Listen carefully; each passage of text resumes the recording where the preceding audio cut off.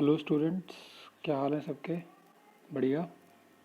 Magnetism की third video लेके आ रहे हैं, आगे कंटिन्यू कर रहे हैं अपने उन्हीं लेक्चर्स को। और आज क्या पढ़ाने वाले हैं आपको? Magnetic field due to a straight conductor carrying current. Last video में जो मैंने आपको पढ़ाया था वो था बायोट सेवर्ट लॉ। अब ये ऑलमोस्ट आप यही समझ के चलिए कि बायोट सेवर्ट लॉ की क्या है एप्लीकेशन है।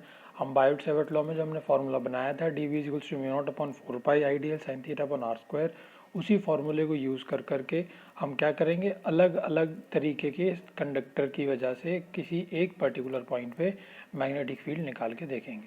तो सबसे पहला जो हम करने वाले हैं वो क्या है, magnetic field due to straight conductor carrying current. कोई भी एक स्ट्रेट कंडक्टर होगा जिसमें करंट फ्लो कर रहा है, उसकी वजह से किसी एक पर्टिकुलर पॉइंट पे हम मैग्नेटिक फील्ड निकालना चाह रहे हैं डेरिवेशन के अंदर। ठीक है, तो उसके लिए हम क्या कर रहे हैं, सबसे पहले क्या कंसीडर करके चल रहे हैं वो देख लेते हैं। Consider a straight wire conductor X Y lying in the plane of the paper. Paper के प्लेन में लाई कर रहा है वो, उसके अंदर आई करंट फ्लो कर रहा है एक्स से वाई की डायरेक्शन में। कोई एक पर्टिकुलर पी पॉइंट मान लेते हैं परपेंडिकुलर डिस्टेंस ए पे, वहाँ से स्ट्रेट वायर से, जहाँ पे आपको क्या करना है, आपको मैग्नेटिक फील्ड निकालना है। कंडक्टर जो है ये मान के चलते हैं कि स्मॉल करंट एलिमेंट्स का बना होगा। जैसे स्मॉल करंट एलिमेंट क्या होता है मैंने बायोट सेवर्ट लॉ में बता दिया है।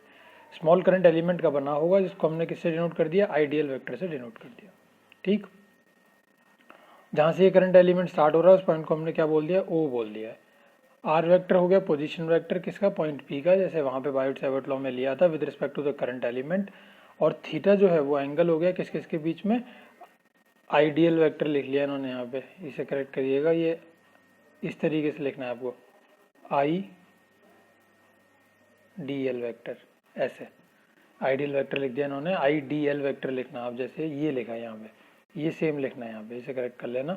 Ideal vector and R vector, ideal vector और आर वेक्टर के बीच में क्या है, थीटा एंगल है। और सी ओ क्या है यहाँ पे, सी ओ जो है वो लेंथ है, और वो किसके बराबर मान रहे हैं, हम एल के बराबर मान रहे हैं। ठीक है, अब यही जो सब कुछ बताया इसे डायग्राम में एक बार देख लेते हैं। ये एक स्ट्रेट कंडक्टर कैरिंग करंट है, ये रहा स्ट्रेट कंडक्टर एक्स वाई, इसमें करंट फ्लो कर रहा है। किसी इस वायर में जो करंट फ्लो कर रहा है उसकी वजह से कुछ एक मैग्नेटिक फील्ड होगा इसके आसपास। इस पॉइंट पी पे कितना मैग्नेटिक फील्ड है ये हम कैलकुलेट करना चाहते हैं। हमने एक small current element ideal vector यहाँ पे कंसीडर कर लिया, और ये पॉइंट क्या लेबल कर लिया जहाँ से स्टार्ट हो रखा है, इस पॉइंट को मैंने ओ पॉइंट बोल दिया। ये रहा ओ पॉइंट, छोटा सा लिखा है ओ, बड़ा लिख लेना आप यहाँ पे। और ये जो ओ से लेके सी तक की लेंथ है, कहाँ से, ओ से लेके सी तक की, ये इन्होंने नीचे तक बना दी है, ये यहाँ तक की लेंथ है। ओ से लेके सी तक की जो लेंथ है वो कितनी है, एल है, यानी कि only O C is equals to L. तो आप ओ सी में ही लेबल करिएगा एल को, ओ सी एल के बराबर है। और इसकी जो पोजीशन वेक्टर है, यानी कि डिस्प्लेसमेंट से सॉरी स्मॉल करंट एलिमेंट से जो इस पॉइंट की दूरी है वो हमने पोजीशन वेक्टर आर वेक्टर से डिनोट करा है, जैसे बायोट सेवर्ट लॉ में करा था। और डीएल वेक्टर और आर वेक्टर के बीच में ही एंगल हमेशा थीटा बनता है, तो ये एंगल हमने थीटा से डिनोट कर दिया। इन वायर, इस वाले पॉइंट को हमने वायर के इस एंड से जोड़ा और एंगल को φ1 बोल दिया, इस वाले एंड से जोड़ा और एंगल को φ2 बोल दिया। ठीक है, क्लियर हो गया सब कुछ फिगर में। चलें आगे डिराइव करने के लिए, चलिए। अब देखिए कि आपने उसमें पढ़ा क्या था बायोट सेवर्ट लॉ में, ये फॉर्मूला पढ़ा था dB=μ0/4π ideal sine theta upon r square, इसी फॉर्मूले को यूज़ करेंगे। ठीक है, अभी हम ट्राइंगल POC की बात कर रहे हैं, right angle triangle POC। Figure में चलिए देखिए POC ट्राइंगल कहाँ है, ये रहा, PO और C, ये वाले ट्राइंगल की बात हो रही है। इस वाले ट्राइंगल में ये एंगल कितना 90 डिग्री, ये वाला एंगल कितना थीटा, और ये वाला एंगल कितना फाई। तो मैं ये बोल सकता हूँ कि थीटा और अगर फाई को मैं ऐड करता हूँ तो 90 के बराबर आएगा, क्योंकि भाई एंगल सम प्रॉपर्टी क्या कहती है, तीनों एंगल का सम 180 होता है। जब एक ही एंगल 90 हो गया तो बाकी बचे हुए दो एंगल का सम 90 होगा। तो वही मैंने लिख दिया कि थीटा प्लस फाई किसके बराबर हो जाएगा, 90 डिग्री के बराबर हो जाएगा, वो यहाँ पे लिख दिया। और थीटा क्या लिख सकते हो, थीटा को लिख सकते हो 90 माइनस फाई। अगर मेरे को कहीं साइन थीटा यूज़ करना है तो मैं क्या लिख सकता हूँ, उसको साइन 90 माइनस फाई लिख सकता हूँ ना, क्योंकि भाई थीटा तो यही बताया ना भी 90 माइनस फाई है, तो साइन थीटा क्या हो जाएगा, साइन 90 माइनस फाई। और साइन 90 माइनस फाई क्या होगा, कॉस फाई। तो यानी कि कहीं भी आप साइन थीटा को यूज़ करना चाहो तो साइन थीटा की जगह आप कॉस फाई लिख सकते हो। ठीक है, मैं करना क्या चाह रहा हूँ मैं ये भी बता देता हूँ आपको। यहाँ पे जितनी भी चीज़ हैं, इन सब चीज़ के लिए मैं कुछ ना कुछ एक रिलेशन पुट करना चाह रहा हूँ। साइन थीटा के लिए बनाएंगे, एक आर के लिए बनाएंगे, एक डीएल के लिए बनाएंगे। इन सब के लिए कुछ रिलेशन निकालना चाह रहे हैं जिससे हम यहाँ पे पुट करके और फॉर्मूले को आगे बढ़ा सकें। तो साइन थीटा को निकाल लिया, साइन थीटा क्या हो गया, कॉस फाई हो गया। ठीक है, अब आगे चलता है। उसी ट्राइंगल में अगर आप कॉस फाई निकालोगे तो कॉस फाई किसके बराबर आएगा, ए अपॉन आर के बराबर आएगा। यहाँ से आप आर निकालोगे तो क्या हो जाएगा, ए कॉस फाई, ए अपॉन कॉस फाई हो जाएगा। सब निकाल सकते हैं, मैथ्स के स्टूडेंट हैं सबको किसी को दिक्कत होने वाली नहीं है। कॉस फाई लगा लीजिएगा, टेन फाई लगा लीजिएगा और निकल आएगा। आर किसके बराबर हो जाएगा, ए अपॉन कॉस फाई के। इसी तरीके से उसी सेम ट्राइंगल में टेन फाई लगाओगे तो क्या आएगा, एल अपॉन ए आएगा। एल किसके बराबर हो जाएगा, ए टेन फाई के। हमने क्या करा, ये आर की वैल्यू आ गई, इसको मैंने थर्ड इक्वेशन लेबल कर लिया। ये एल की वैल्यू आ गई, इसको मैंने फोर्थ इक्वेशन लेबल कर लिया। क्या मेरे पास एल है फॉर्मूले में, नहीं, मेरे पास तो डी एल है। डी एल है, यहाँ पे मैं एल की वैल्यू पुट नहीं कर सकता, तो मुझे इसे डी एल बनाना पड़ेगा। डी एल बनाने के लिए क्या करना पड़ेगा, मैंने डिफ्रेंशिएट कर दिया इसे with respect to phi. Phi के रिस्पेक्ट में से डिफ्रेंशिएट कर दिया तो क्या हो जाएगा, D L by D phi is equals to tan phi का जो डिफ्रेंशिएशन होता है वो क्या होता है, सेक्स स्क्वायर फाई होता है। तो ए सेक्स स्क्वायर फाई आ जाएगा। अगले स्टेप में डी फाई को हम लोग क्या ले जाएंगे, यहाँ पे मल्टीप्लाई में ले जाएंगे। तो डी एल किसके बराबर आ जाएगा, a sec square phi dot d phi के बराबर आ गया। ये किसकी वैल्यू आ गई, डी एल की आ गई। डी एल ही है हमारे फॉर्मूले में, अब इसे हम आसानी से पुट कर सकते हैं। अब हम वही काम करेंगे, putting the value of equation number 2, 3 and 5 in equation number 1। Put कर देंगे, D B equals to mu not upon 4 pi I, D L की जगह पे क्या पुट कर दिया, ये वाली इक्वेशन पुट कर दी। I D l sine theta था तो साइन थीटा भी बताया था, कॉस फाई के बराबर निकाला था वो पुट कर दिया। अपॉन आर स्क्वायर था, आर निकाला था ए अपॉन कॉस फाई, तो ए अपॉन कॉस फाई का होल स्क्वायर कर दिया। ठीक है, अब सब देख सकते हैं क्लियरली कि ये कॉस फाई जो है, कॉस फाई का स्क्वायर ऊपर जाएगा और ऊपर सेक्स स्क्वायर फाई भी है और ऊपर कॉस स्क्वायर फाई भी है, तो ये कैंसिल आउट हो जाएगा। बचेगा क्या, सिर्फ कॉस फाई बचेगा। एक ए है ऊपर, एक ए, दो ए नीचे हैं, एक ए कट जाएगा तो एक ए नीचे बचेगा। ठीक है, तो यानी कि फाइनली जो आंसर आएगा वो क्या आएगा, डी बी कुछ mu not upon 4 pi I upon A cos phi D phi.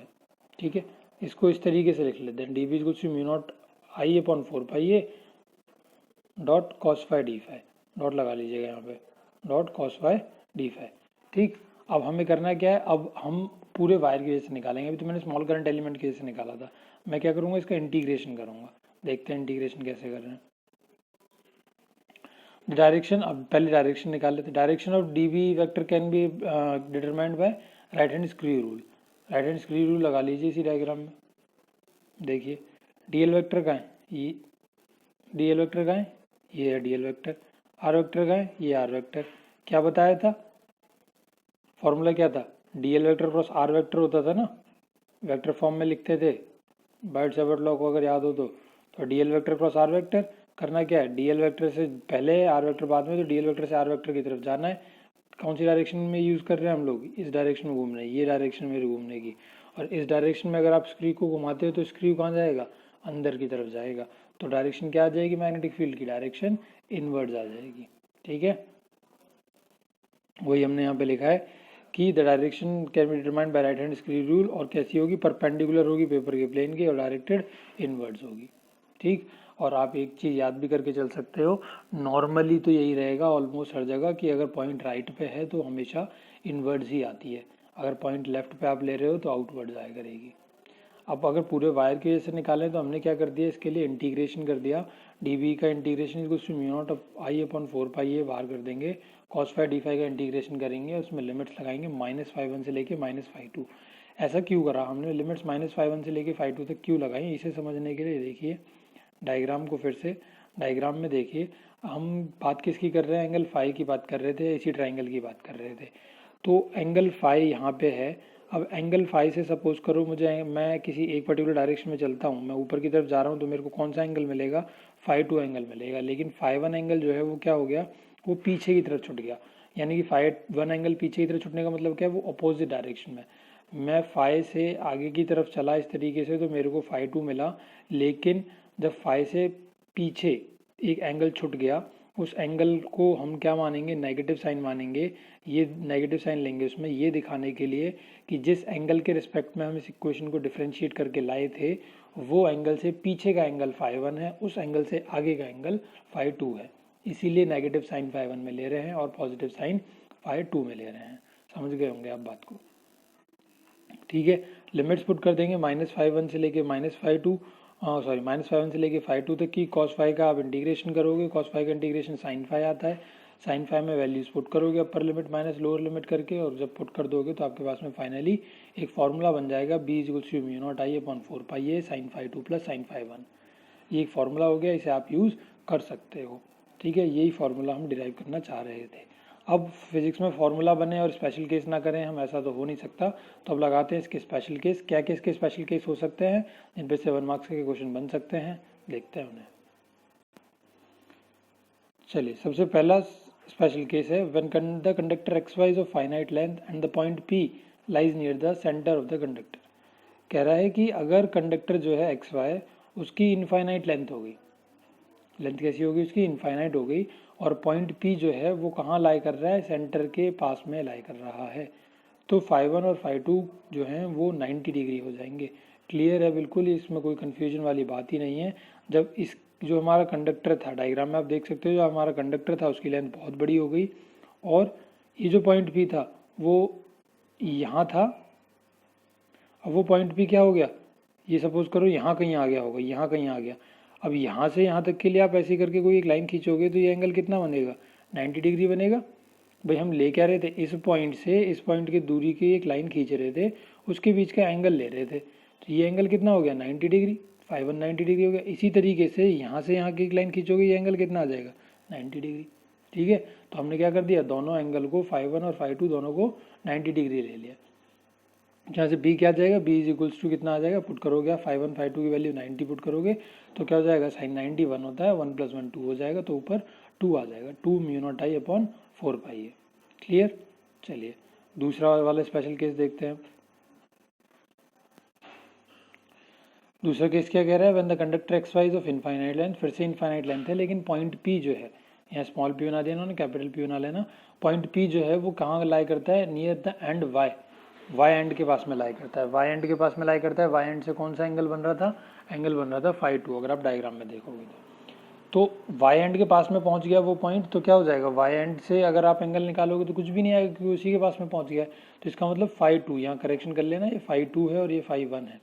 Phi one किसके बराबर हो जाएगा, 90 के बराबर हो जाएगा, और इसी तरीके से फाई टू किसके बराबर हो जाएगा, 0 के बराबर हो जाएगा। भाई पॉइंट नीचे एक्स पॉइंट से एंगल बन रहा था ना फाई वन, तो वो तो 90 रहेगा क्योंकि वो एंड वाई के पास में पहुंच गया। एंड वाई से देखोगे तो एंड वाई के बिल्कुल बराबर में, तो वहाँ से तो कोई एंगल बनेगा ही नहीं। कितना हो जाएगा, ऑलमोस्ट 0 डिग्री हो जाएगा। सबको बात समझ में आ रही होगी शायद, देखिए नहीं आ रही समझ में तो एक बार फिर से रफ डायग्राम बना के दिखा देता हूँ। क्या हुआ, ये एक स्ट्रेट वायर था, यहाँ पे पॉइंट पी था, ये पॉइंट पी यहाँ ना होके अब कहाँ पहुँच गया, पहले क्या था, ये लाइन इस तरीके की थी, ठीक है, और हम यहाँ से एंगल बता रहे थे फाई वन और फाई टू।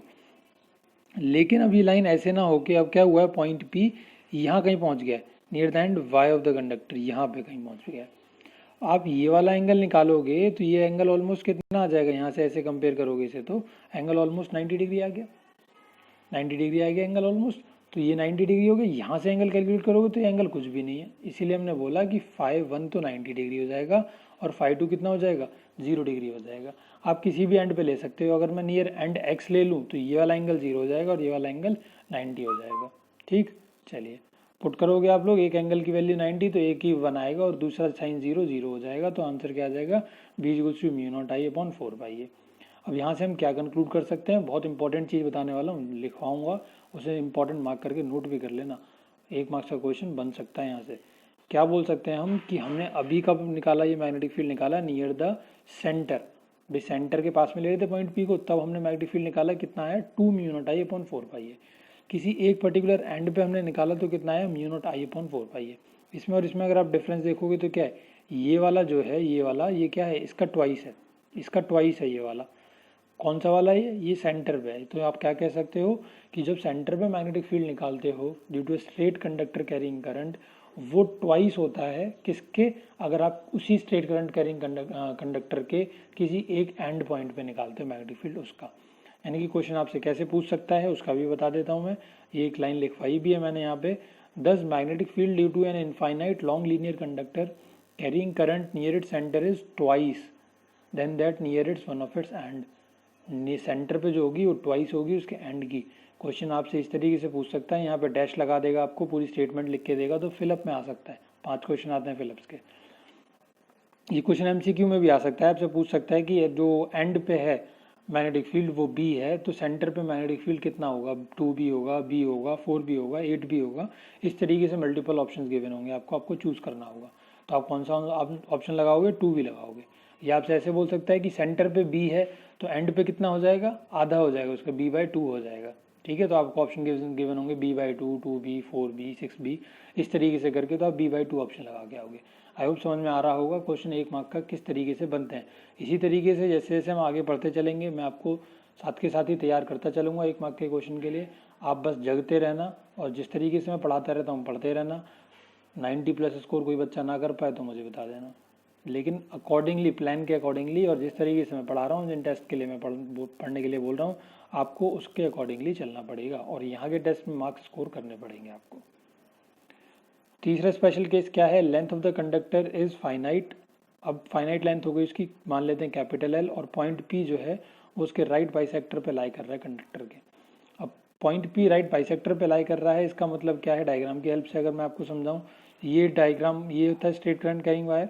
इसकी लेंथ मैंने कितनी मान ली, एल मान ली। इसकी बाइसेक्टर इसे क्या करेगी, 2 पार्ट में डिवाइड कर देगी। ये क्या हो जाएगा, l/2, और ये भी क्या हो जाएगा, l/2। ठीक, यहाँ पे कुछ एंगल बन रहे थे पॉइंट पी पे। अब सबको पता होगा कि ये इक्वल साइड्स हैं तो ये इक्वल एंगल्स बनाएंगी, मतलब ये वाला एंगल और ये वाला एंगल अब क्या हो जाएंगे, बराबर हो जाएंगे। यानी कि φ1 और φ2 बराबर हो जाएंगे। वो किसी भी एंगल को मान सकते हो, हमने φ1 = φ2 फाई के बराबर मान लिया। आप थीटा मान सकते हो, आप कुछ भी मान सकते हो, आपकी मर्जी है। ठीक है, तो उसके बाद हमने क्या करा, ये वाली चीज़, ये वाला डिस्टेंस क्या बोल रहे थे हम लोग, ए बोल रहे थे, ये क्या बोल रहे थे, आर बोल रहे थे। तो अब करेंगे क्या, हम लोग साइन फाई के लिए रिलेशन बना लेते हैं। साइन फाई, ये सब, ये भी फाई है ना, किसी भी ट्राइंगल में, इसी ट्राइंगल में लगा लो आप। साइन फाई लगाओगे तो क्या आएगा, परपेंडिकुलर अपॉन हाइपोटेन्यूज। परपेंडिकुलर क्या है यहाँ पे, l/2, और हाइपोटेन्यूज क्या है, r। तो r को निकालना पड़ेगा पाइथागोरस लगा के।